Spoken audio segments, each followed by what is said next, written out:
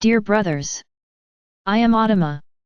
Following our journey, I will comment on Chapter 7 of the Book 1 of Telos. This chapter is focused on our children. There is a big difference in the birth of our children. Bringing a new being into the world, as you say, is something very responsible, it is something very desired and planned. The birth of children is not permitted in Telos unless they are planned and desired, and for the evolution of the whole. I'm not going to go into details about how this happens here, as this is in the book. I just want to comment on what has been done to your children in this world. Their children often no longer experience what it is like to be a child. They have duties, commitments, activities, often even more strenuous than for you adults. Children are not children, because they are taught from a young age to be better, better than the little friend, better than the other, better in everything. The child is not given the right to choose, the right to do what he wants, which may be doing nothing at that moment. Education in your world does not expand knowledge, does not expand the capacity for life, for survival, for doing what you like. It's as if several books were taken and placed inside a child's mind. Will she make the most of it?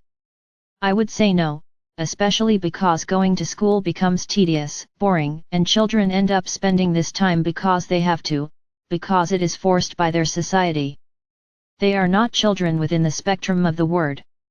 And you parents, impose on your children, in addition to school, which is already boring and exhausting, a series of commitments, rules, so that that child becomes the best at everything, so that your son or daughter is someone who stand out in society. They impose activities on the child that they are often unable to carry out. Why? No, because she is incapable, but because that is not her soul's path, that is being imposed by the will of a father or a mother, who often want the child to follow their own path, not what the child wants. Child actually wants. Today your children are out of balance because the souls that arrived here are souls that are pure unconditional love, and cannot understand a world so violent, and so full of meaningless rules, that is imposed on them, and they react to that. So a series of diseases are appropriate for your children so that they remain within what society imposes. And so you have raised your children. Many children are at the peak of stress due to completing a day of activities that are often impossible to complete, even more so for a child. And why is that? Because father, mother, or whoever takes care of them doesn't want to have to do the work of caring, educating, or loving that child. So fill her time with activities for someone else to do, for someone else to educate, for someone else to teach. They place the responsibility of education on others where the role of father and mother is not that.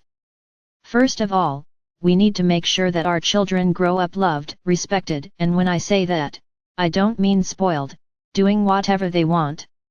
Children need to be educated and taught, and parents nowadays don't want to waste time on that. And many young people, who were children once a short time ago, are now lost, because they did not receive love at the right time. So they don't love themselves and they don't love others. They are fickle, they are empty, they are totally disconnected from any feeling of union and family. There will come a time in the future when their children will remember what they came here to do, and many will move away from their parents, because they will not see in them those who expected to receive love and affection, and will be welcomed by many parents, who on the contrary know how to love their children. Your children. This will be a difficult time for many on the planet, but I assure you that the children, evolved souls who are incarnated today, will not remain in the third dimension because of the parents they have.